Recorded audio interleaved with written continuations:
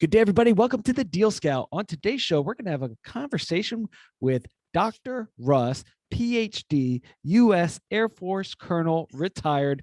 Ladies and gentlemen, stand up, salute those of our active and former military and frontline workers. We salute you. Thank you for your service, man. Thank you. I appreciate that. Yeah. And welcome to the show, man. I'm happy to be here. Yeah, good to see you. It's going to be fun. I think so. So why don't you tell us a little bit, Dr. Russ, a little bit about who you are and what you do now that you're retired. Right. Just very quickly, I have to say I'm born and raised in New York. For all my New York people out there, I've been living in Florida for the past 15 years, so I can talk to my Floridian folks as well. I went into the military at a college, so started out as a second lieutenant, combat aviator, B-52 navigator, which really plays into what I do now. Did fly combat missions during Desert Storm.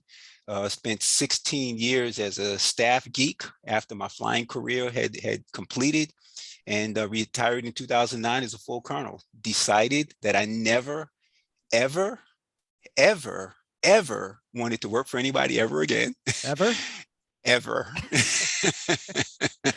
And that led me into the entrepreneurial space. Now, I tried some other things before I settled on the entrepreneurial journey being the best, most controllable way for me to do what I wanted to do, which was to have freedom, control my time, control my ability to earn, make decisions without anybody being able to tell me no.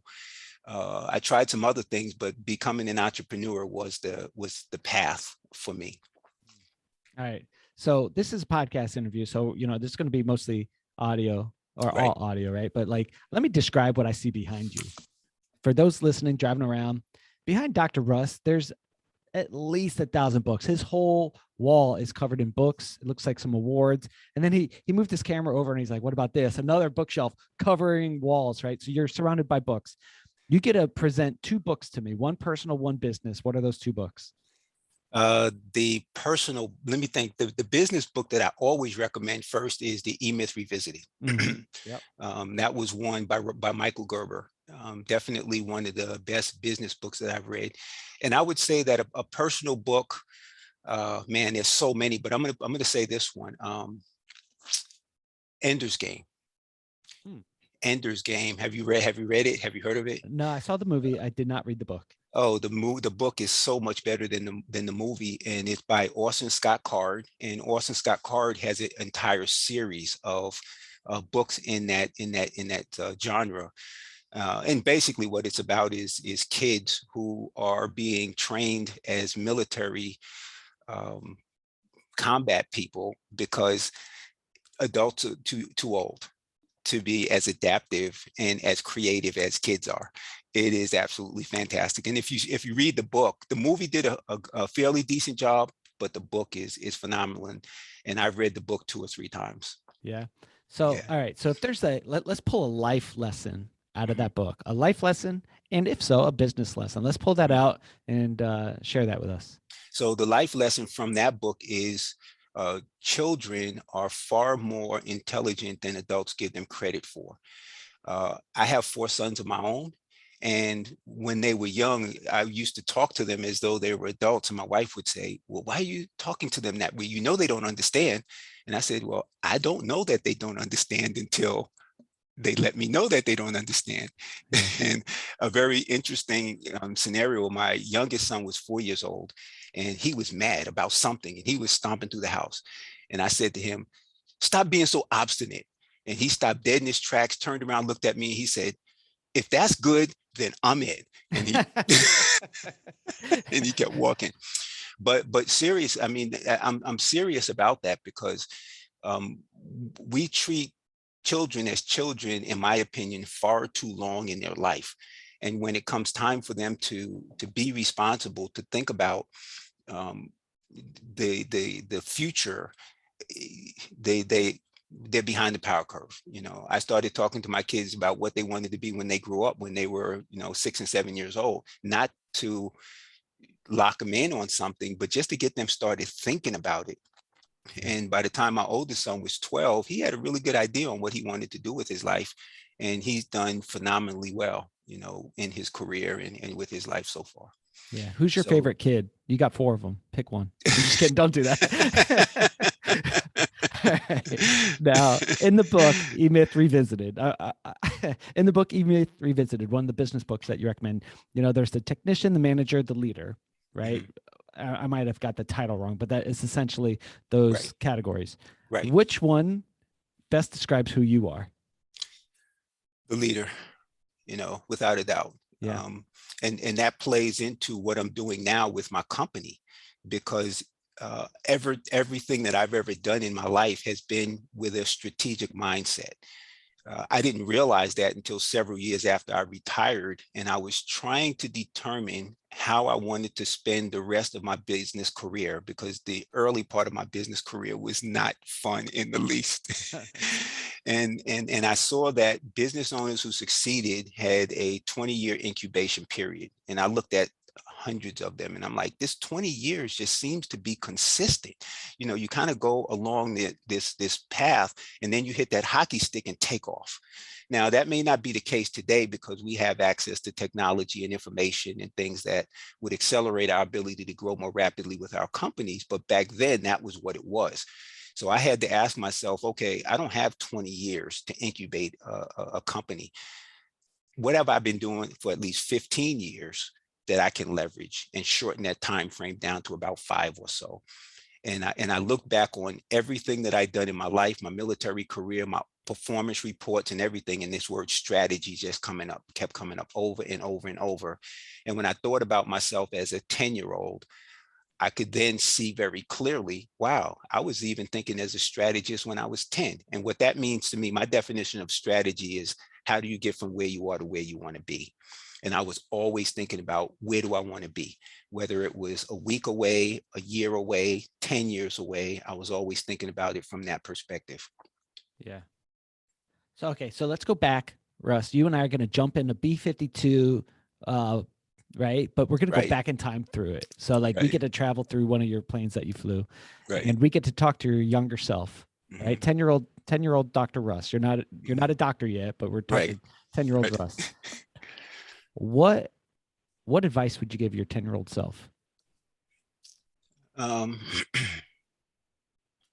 be so hard on myself. I would tell myself not to be so hard on myself, because I was always looking at myself through the lens of other people and trying to determine how I could best present. And I wasn't a joiner. I was always sort of a loner, but I always was part of groups. And when I was a kid, for example, I played basketball. So I had my basketball group of friends that I played with. And then I had the kids who I grew up with in my neighborhood across the street and down the block. And then I had the kids I went to school with, because I went to a school that was outside of my neighborhood. So I was actually kind of a different person in each one of these communities. And if I had to tell myself, go back and give myself some advice, I would say, don't be so hard on yourself. Just be who you are, and be of the mind that you are. And I would have been so much happier, I think. I was always driving, pushing something. But I feel like if I had just been more comfortable in my own skin, I actually would have been more fulfilled at an earlier point in my life. Okay, right on. Yeah. So as you're, what are you doing now, right? So we dove straight into life and books and kids, right? We skipped over some of the business deal. Tell us about the business that you have, and then I've got some interesting questions after that. But let's start. Awesome. Tell us about your business. So my company is called Systro Solutions, SYSTRO, and it's a combination word. So it stands for Systems, Strategies, and Organization. And what I do is teach and facilitate strategy development and organization design for small businesses. What we do is help them to be more intentional and purposeful in the decisions that they make. When I retired from the military, I went into business. I was used to creating, building, developing, and employing structures that helped us make decisions that would have a high percentage of being right, the right decision. And I expected to see something like that when I came out of the military and went into business, and it just didn't exist. So I looked around, I read a lot of books, I talked to a lot of people, I interviewed business owners, and it just didn't exist. A lot of great information, a lot of guidance and process, but it just didn't exist. So I found that I was going to have to create it. And that's what really took me into the PhD program, because I realized that my strength being strategy and organization, I could use that framework to help business owners, but I needed to know more.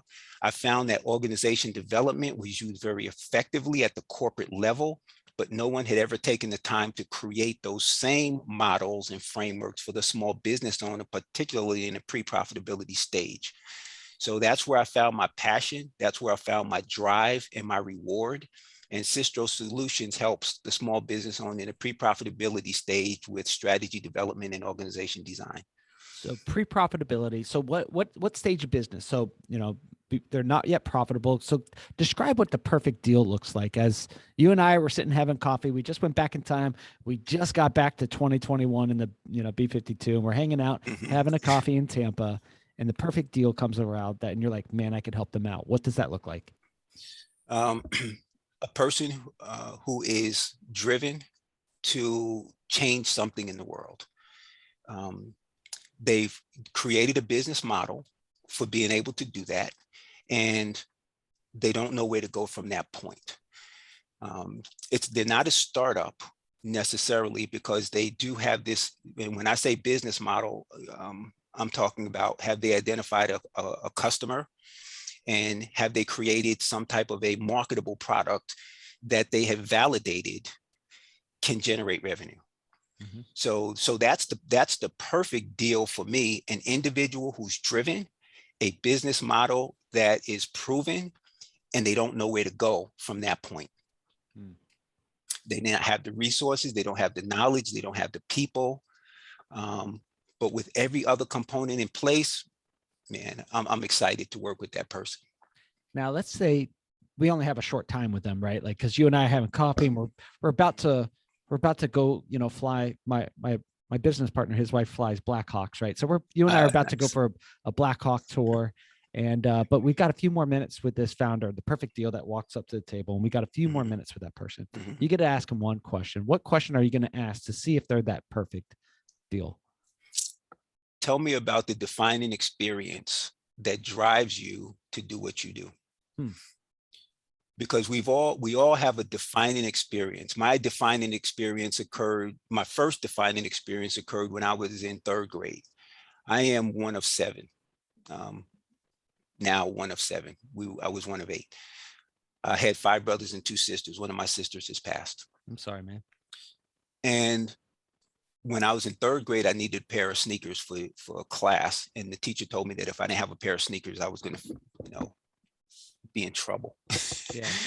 And I didn't want to go home and ask my dad for a pair of sneakers for a lot of reasons. And so I decided at that moment in time that I was going to have to find a way to make my own money, So, here I am 8 years old, and I'm already thinking I have to find a way to make my own money. And almost everything I did from that point forward in my life was with that mindset.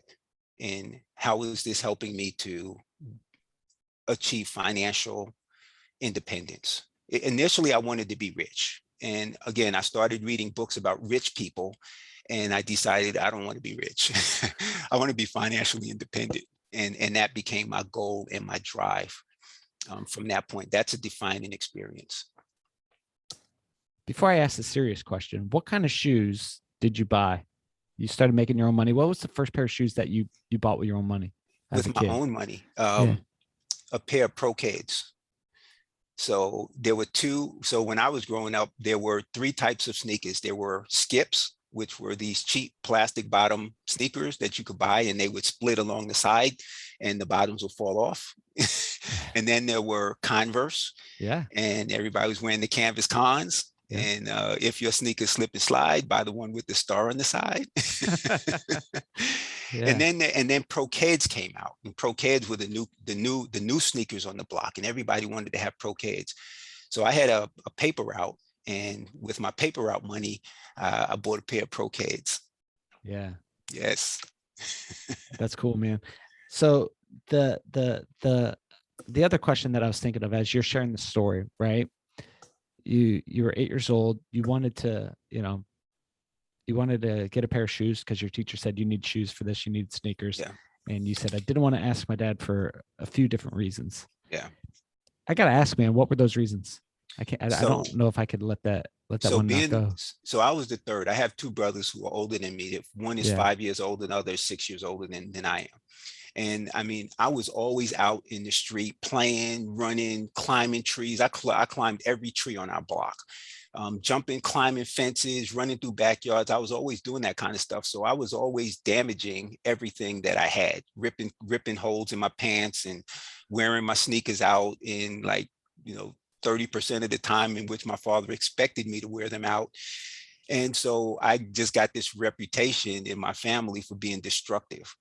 So I knew when I went home and told my father that I needed a pair of sneakers for class, he was going to probably give me a 3-hour lecture on why I wasn't taking care of my stuff. Yeah. And you didn't want to hear it. So you're like, I'll go buy my own stuff. I went and asked my mom. I went to my mom and I said, hey, I need a pair of sneakers. Can you ask Dad? And she said, nope. You get to ask him yourself. Yeah. I guess she didn't want the lecture either. So, man, you're dropping all these like breadcrumbs that lead to the man you've become. Right. One of the things that I heard is you made a decision to stop chasing riches and wealth and chasing financial independence. At Right. first, you were like, I'm chasing money. Mm-hmm. Something switched. What was that defining moment? I read about John Paul Getty, and I read about Aristotle Onassis and Donald Trump and a bunch of others. I might have mentioned somebody I said before, Howard Hughes, and I read their biographies. And what occurred to me in reading their lives is that at a point they became targets, not just of other competitors in business, but of governments.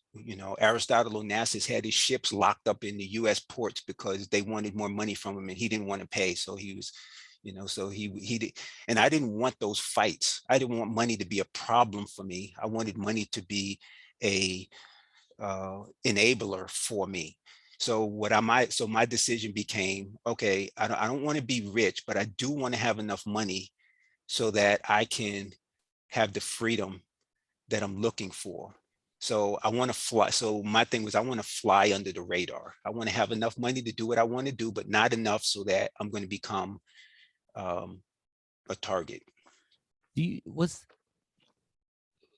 all due respect, sir, you're a military, you're high ranking. So I don't want in any way seem disrespectful. Do you consider, did you feel that, like looking back, do you feel that was a cop out or a strategic decision?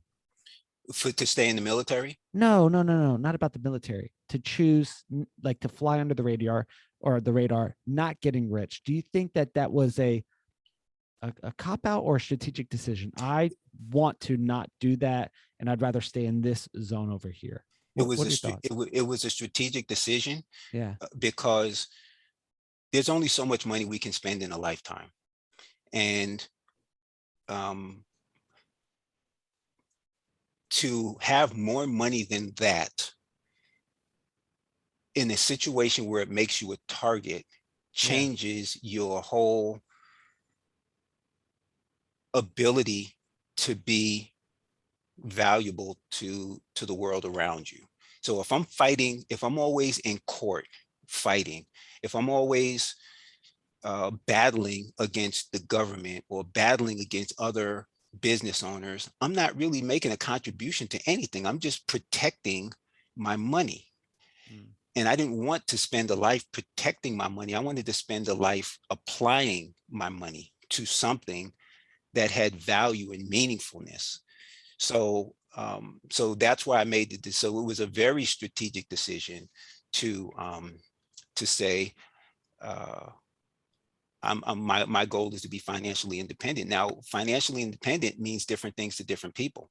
Yeah. And like I said, I'll tell you anything. I'm not, going to, I'll be completely transparent. And the number that I settled on as my target number was $250 million. I said, I want to create a personal net worth of $250 million. And that was my target. Anything that I earn or create, let's say I build the perfect money machine, anything more than $250 million, I'm going to find ways to funnel that into other, ventures. Maybe I am, becoming a philanthropist and building libraries, whatever it's going to be, whatever above $250 million is going to be used, not for my own personal benefit, but for other things that can contribute to society. How'd you come up with that number? How old were you when you came up with that number? And how did you come up with that number? I was much older than. I was, when I came up with that number, I was 45. I was 45 when I came up with that number, because I was coming towards the end of my military career. And I was starting to think, okay, when I leave the military, so we had to back up a little bit. We had to get into B-52 and we had to back it up. Because remember, I had that defining experience when I was a kid. My father also had a expectation for us that we would all go to college. He was a truck driver. And he said, I'm this age, 50 years old, whatever he was. And he says, I'm still getting up and down off of a truck every day. He goes, if you guys go to college, then you'll be able to sit behind the desk until you're 80 years old and still work and be productive. So that was in my mind. And so I'm thinking, how am I going to go to college? Any money that he had, he'd already spent on my two older brothers going to college, and I had to figure this out. So I ended up doing well on the Scholastic Aptitude Test, the SATs, and I got a scholarship, Air Force scholarship, shortening the story, 4-year scholarship. And so my thing was, okay, I'm going to have this scholarship. I'm going to do my 4 years in the service after I complete school, and then I'm going to go make some real money. That was my plan. That was my strategic plan. But then I got into flying, and I loved flying. Once my flying career ended, I went into staff, higher headquarters staff, and I was in leadership positions that were fascinating to me. And I'm an introvert personality by, Myers-Briggs and by where my energy comes from and so forth. But I'm not that guy who's just going to be out there leading the troops and motivating and inspiring and giving, speeches and whatnot. I'm the guy who's going to be sort of behind the scenes, making sure that everything is working the way it's supposed to work so we can get the results we need, and leading by empowering other people. And that fascinated me enough to keep me on active duty for another 23 years. Yeah. But when I retired, bringing us back up to where the question came from, when I retired, I made the decision that here is now my opportunity to become an entrepreneur and to do the things that I always wanted to do. So that's why at that point I started thinking, well, how much money is enough? How long am I going to crank the money machine until, how long am I going to crank the money machine? Yeah. And so I set that target at that. And then that also helped me to define then what types of things I had to do, or I could do, or I would do, to be able to get to that number. Yeah. So growing up, you had a reputation for being destructive, right? Like, so yep. Like you were that piece even, hindered you from having a conversation with dad about shoes, right? Right. What other, how did you deal with that growing up? Did you have to unwind that identity or that reputation? Did you have to create new ones? Were there other ones that you had to fix from the past to move forward towards your goal of $250 million? No, I didn't. I'm going to say that I'm somewhat of an outlier when it comes to that, because it may come from my position in my family too. Yeah. So my two older brothers are 5 and 6 years older than me. And then my next younger brother is 3 years younger than me. So I've always felt like I was this only child in the middle of this large family. And I read a lot and I learn a lot beyond my circumstances and beyond my community and beyond my environment. So I had a bigger picture in my mind of what life was like. So I didn't subscribe to the way that anybody else thought about life around me at all. And maybe that's why I ended up in sort of these 3 different communities: the basketball group, the school group, and the neighborhood group. But and so an interesting thing is, if I wasn't happy in one group, I just left. I just didn't hang out with them for like a month. See how they liked it, right? Yeah, I didn't care. I was like, okay, you guys aren't, I'm not happy with the way things are going. I'm off to this other group, and I go hang out with the basketball guys for a month, or so, or whatever. So when it came to this perspective of being destructive and of anything else that people thought about me, I just dealt with it. And this is where I say, being kinder to myself at that early age, I probably would have had more fun in any of those groups, and been a little bit more relaxed about how things were actually occurring. But I didn't allow myself to really have fun. I don't think I did that. I always had this thing about me. I don't know what it was. I can't describe it. Yeah. But I didn't subscribe to what anybody else around me thought about me, from the perspective of what was negative in their minds as it related to me. So for people out there who don't have that fortitude, or who are carrying around, titles or descriptions of who they are, their identity pieces, and they're having a hard time unwinding that, like, what can we learn from you? Like, how could we get to where you are? You can spend 60 years working on it. I get it. I would never say that somebody should try to get to where I am. Yeah. I say that you should think about, and this is to me, just a sage piece of advice. You should think about where it is you want to be.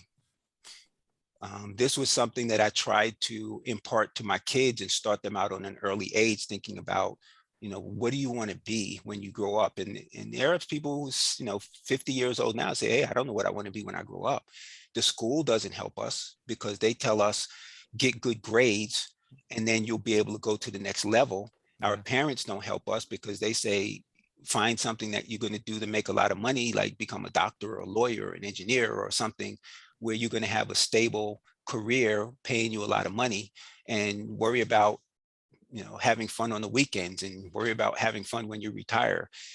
And those are not really, and they come from a position of caring, but they're not really good advice for the individual, because we should be being helped to identify our talent. We should be helped to identify our gifts. We should be helped to determine where we could make the most impact in the world, and what inspires us and motivates us and drives us, and all those kind of things. But the society does, and at least, American society doesn't guide us that way. So we have to guide ourselves. And I think that was what really kept me and got me to where I am, is because I, as a strategic thinker from a very young age, I had this one thing that I knew. I wanted some point in the future to be financially independent. And so that helped me to make decisions that kept me on track. Now, I did have this somewhat of a 27-year delay in the process, but it was still contributing to the overall goal, because it allowed me to, in a very stable way, provide for my family as my boys were growing up. Yeah. So they had good lives growing up because I had the financial wherewithal to be able to support that. So at that time, financial independence meant I had a income from the military that was suitable for the lifestyle that we wanted to live. Do you make your sons salute you? Like when they see you, that they call you Colonel? They would laugh because people have said that. So again, I'm an Air Force officer. That's right. And people would say to them, "Oh, your dad was a colonel. He must have been strict. He must have had you guys standing at attention up against the wall and all those other guys." They're like, "Oh, Dad, you got to be kidding me." But I really loved playing with them in their environment. So when they played football, I was coaching. When they played basketball, I would coach. When they went into the Boy Scouts or Civil Air Patrol, I'll be part of that. And I was really most focused on how do I position them so that they can be whatever it is that they want to be. And that was really my goal. And when I look at parenting, if we talk about parenting for a quick second, different people have different perspectives on what they want for their kids. And if you're a type of parent who says, well, I want my kid to be a doctor, and every waking moment you push your kid to become a doctor, and the kid becomes a doctor and is successful as a doctor, that's wonderful. Nothing wrong with that whatsoever. The challenge is that sustainable? Can you as a parent continue to sustain that through those points in time when the kids are like, well, I don't want to do that. Well, I'm not going to do that. Well, and fighting all along the way because that's not something that they really want to do. Yeah. So me, you, and your boys are going into business, and we're working towards the $250 million, financial goal. Mm-hmm. What should we focus on? Like what business venture? You're retired now, Mm-hmm. and we've. I don't know if you're there yet. Are you there yet? Mm-hmm. Are you at your goal yet? No, okay. I'm not there. No. Okay, so we're working towards a goal. Yeah. What are we going to do to work? Me, you, and your boys. We're in business. We're having fun, hanging out, and Mm-hmm. we're going towards $250 million. What should we put Mm-hmm. our focus on to get there? Mm-hmm.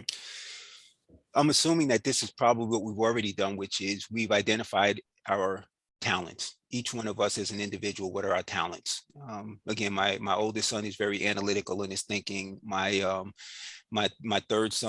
second son is very, he's always been the sort of the gamer type, so project management, product manage, those types of things would probably fit well for him. My third son is just a charismatic, outgoing, kids, sales and marketing and all that other kind of stuff. Yeah. And then my youngest son is also analytical, but in a different way than my older son is. He was the one who would memorize all of the statistics of, baseball players and basketball players and football players. And you ask him, so who plays on this team? And he could tell you, all those kind of things. So understanding each one of our strengths, that would be the first thing. And then the second thing we would do would be to look at a problem that exists, that is painful, that is urgent, that has consequences. And we would come up with some way to create a solution for that problem, particularly in a way that's marketable and for which people will be willing to pay. So that would be the second thing we would do. And there are just so many things happening in the community right now. If you talk about blockchain, just within blockchain, you talk about cryptocurrency, and then, you talk about smart contracts. And so that's the conduit. But what are all the other businesses that you can create to support the execution of the conduit? That's where we'd put our focus. Right. So with the group that you're running, which is a combination of systems, strategies, and organization. Yes. What kind of services and what kind of focus do you put on through that business? So first thing, I have my own podcast. Tell us, drop us a little plug here. Yeah, it's the Purposefully Profitable Podcast. It was a season that I did, so it's 150 episodes. There's a Money Math Monday, Tips and Techniques Tuesday, Words of Wisdom Wednesday, Teach Yourself Thursday, and then Fame and Fortune Friday. So that's the structure of the podcast. And I have some frameworks that I used in order to structure each episode, each series of episodes. And the idea is, again, I'm working with the business owner who needs to understand the reality of the environment that they're going into. Um, and so by listening to the podcast series, they are able to understand the formulas, the financial formulas that they need to know. There's some tips that can help them shortcut certain things that you can do in business, certain things you can't shortcut, but there are some things that you should shortcut. Wednesdays are a quote. So it's a little bit of motivation, somebody who's succeeded in business and something that they said that would give you a perspective on what you're doing. Thursdays, of course, you can probably guess, it's about books. Yeah, nice. Yeah, you got 1,000 of them behind you. Books that every entrepreneur or business owner ought to read, not that they must, but that they ought to read, so that they can have a full rounded understanding of the business environment. And I only recommend practical books. If there's not some practical application that you can use and get some benefit from, then it's not going to be on my list. And then Fame and Fortune Friday is entrepreneurs of excellence, business owners who have succeeded, what their journey was like. So when you listen to these episodes, you feel like, well, I'm not alone. Well, yeah, that person started out or experienced or did what I'm now experiencing or doing. And that's what the Friday episode's about. And they're short. They're between, 10 and 18 minutes. So not an interview show, just knowledge. Nice. Dropping bombs. What's a good quote that you like to pull out when you're, like you do that, quote once a week? What's a good quote that you like really hang your hat on? Zig Ziglar quote: "You can get what you want if you help enough people get what they want." Yeah, I firmly believe that 100%. And it's logical, it's emotional, it covers every gamut, and it just makes sense. Yeah. I spent a lot of time with him. I went through his automobile university where you buy the cassettes and you just listen to him all day long with his accent from Texas, right? Or wherever he's from. Yeah. He is one of my favorites, always with the water pump. Yeah. He's so good, man. Yeah. So with what you're doing and, helping businesses, what is it that's driving you? So let's say you hit your $250 million, right? What keeps you going? You mentioned when you're looking at a group, you're looking for talent, gifts, impact, inspiration, drive, right? Those are some of the key words that you said as we were talking. What are some of yours? What's driving you to do this? Like you got a retirement, you retired out of the military. You could probably sit back, put your feet up, go golfing, shoot some hoops. Yep. So two things that drive me. One is that I never want to retire. I can't even imagine what it would be like to be retired. What do? Play golf all day, drive around in your cars and drive real fast or ride your motorcycles, or I really don't know what I would do. I'm a learner by nature, and I just love learning. I love finding new knowledge, out there. So not retiring is one thing that drives me. So that led me to say, okay, what can I do that would put me in a situation where I would never have to retire? And so with Systro Solutions, I said my exit strategy is to stop breathing. Yeah. And the other thing that drives me is looking at the blessings that I've had in life and looking at other people who are struggling to get that same sort of freedom in their lives, and yet they're doing everything that they've been taught to do. So a little context for this. When I retired from the military and decided to go into business, I spent a lot of money to learn about going into business. And what most of it told me was that I'm not ready. So I bought into this franchise company called Fibernew, and it was a leather restoration and vinyl repair company. So here I am as a retired colonel repairing people's stuff. A lot of people didn't get it because they're like, what do you know about leather and vinyl? But they missed the point. The point was I was the CEO of my own company, and it was sort of my master's degree in learning how to be in business and even whether I could be in business and succeed. During that, I went into that franchise because the franchisor's vision was to grow from 200 franchises to 800 franchises and expand from Canada into the United States. So I really felt that my success was going to contribute to his success. So I felt very comfortable that he was going to treat me well. And I also expected that during that period of time, I was going to find myself as a business owner. Yeah. So this was an incubation process. It was a learning process. It was an experience that I felt I needed to have. And I did learn a ton of lessons in that process. It was absolutely amazing. And what it did is it makes me empathetic for the business owners that I work with right now.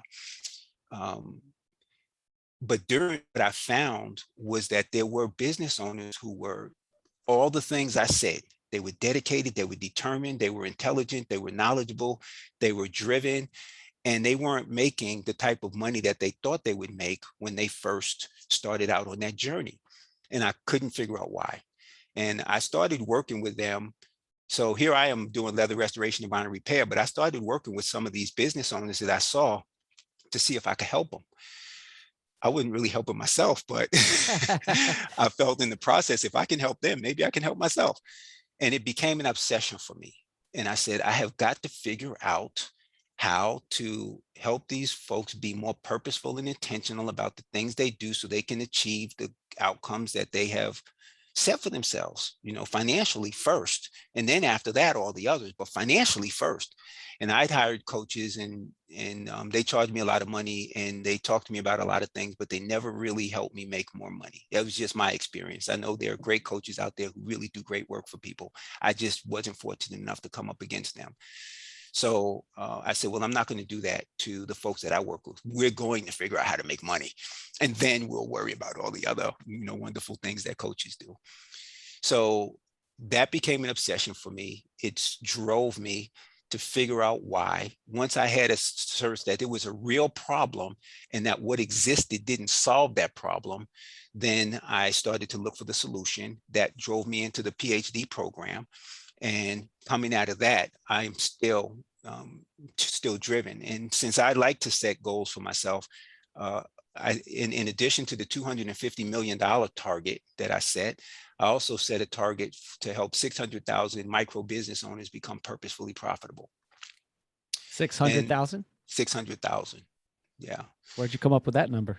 It aligns with the 250 million. Based on your price point? Yes. Okay. So again, I'm working with business owners in the pre-profitability stage. So if I can help 140,000 people if I can help 140,000 people at $30 per month, and I can do that for 1,786 days or 5 years, I will hit $250 million. That's awesome. So, yeah. And so the $30 price point was, I said, I think that's a reasonable price point. And I go through this iteration. I said, does anybody pay $30 a month for anything? Yeah, they do. So that's a reasonable price point. And the thing is, keeping them on the platform for 5 years, that's only going to happen if they're getting, a 10x return on that investment and they're being successful. And so what that did is, again, when I set that target, it told me I can't get there by coaching and consulting and webinars and seminars and workshops and things like that. I have to do something bigger. I didn't know what the bigger was, but I knew I had to do something bigger.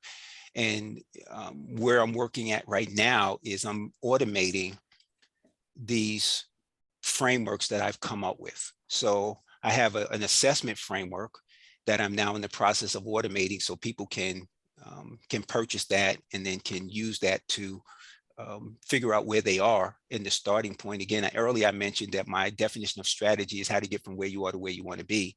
Well, the first thing you have to know is where you are, and the assessment tells you where you are. So I'm automating that part. I've created 5 worksheets that help you to think through your revenue strategy. And I have a certain mind and a certain way of thinking, but everybody doesn't think like me. So as I was trying to get people to think like me, I realized I was never going to be able to do that. So I broke it down into a series of worksheets that really replicate my thinking. So when you fill out the worksheets, you're thinking like me, you just don't know you're thinking like me. But you get the benefit of thinking like me once you get through the fifth worksheet. So I'm automating that part of it. And then that way I'll be able to expand my reach and at some point get to that 600,000. Very cool. Well, we're going to cheer you on the whole way as you do Yeah. that, man. That'd be incredible. That drives me. I mean, that motivates me. It gets me up and going every day because I'm learning, which I love. And I'm actually seeing people get results from the types of things that I do. So that's what drives me, to answer your question. Yeah. What question? So you have a podcast show. If you had your star guest that you're interviewing on your Friday, Hall of Fame interviews, right? Or your show where you talk about people and you share their story. If you got to interview anybody in history, alive or dead, right? They could be from the past, and your B-52 time machine could bring them back, right? So you could interview anybody in history and then ask them one question. Who would you interview, and what's one question you'd ask them? That is a really good question. Anybody, yeah. alive or dead? Yeah. Mm-hmm. Mm-hmm. When I worked on my PhD, my goal was to prove a organization design model that I created. And that's what I started. That's what I started out with in going into that program.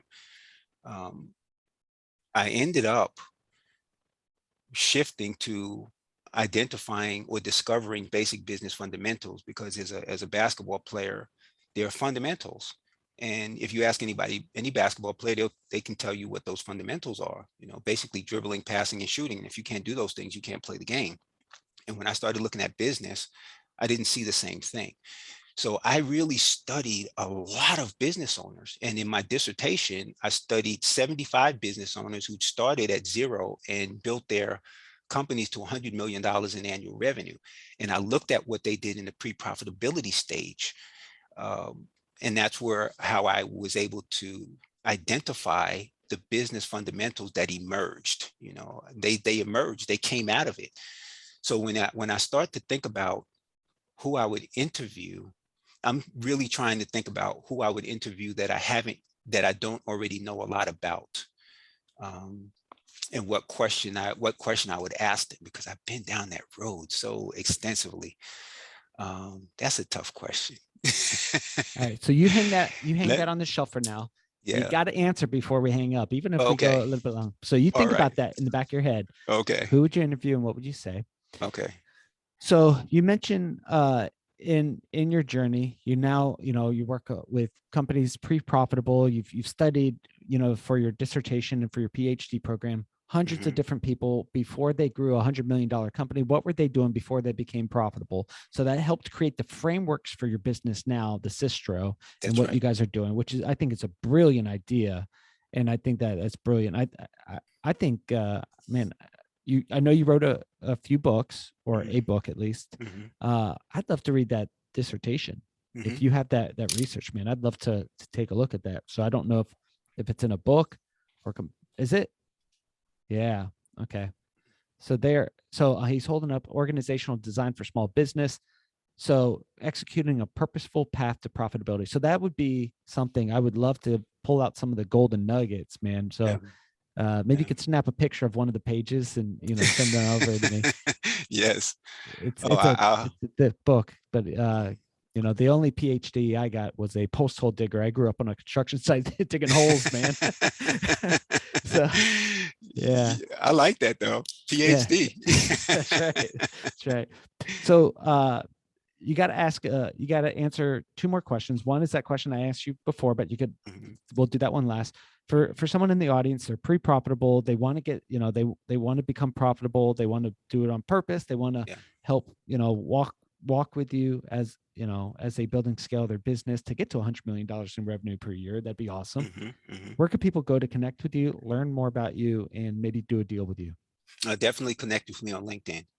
And it's, linkedin.com/in/RC Barnes. RC Barnes is how you can connect with me on LinkedIn. Definitely do that.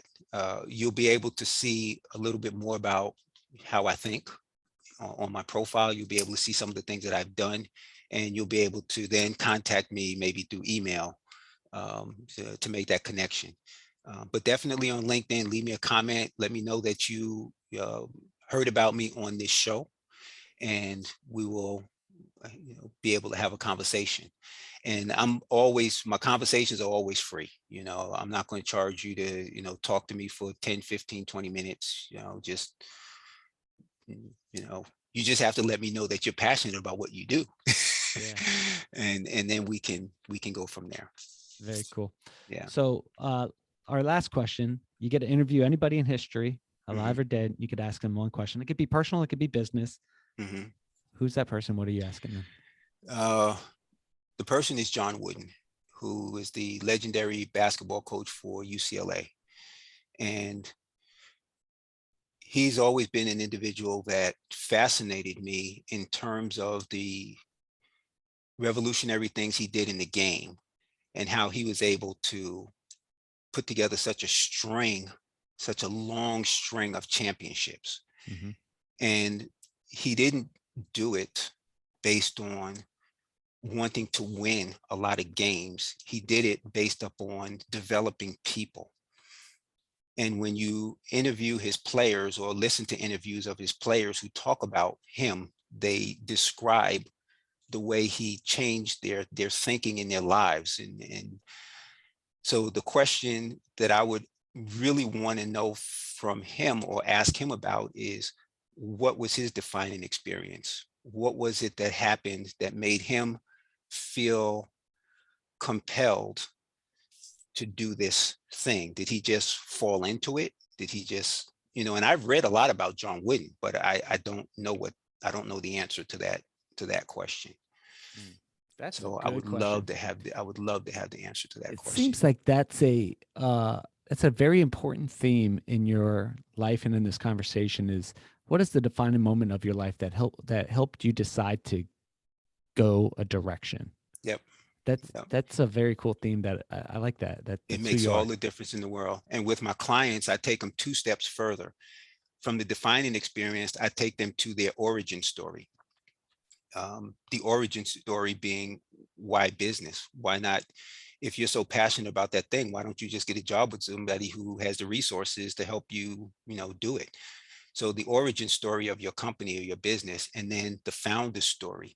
So the origin story is business in general. The founder story is that specific business that you've gone into. Why cryptocurrency? Why cybersecurity? Why HVAC?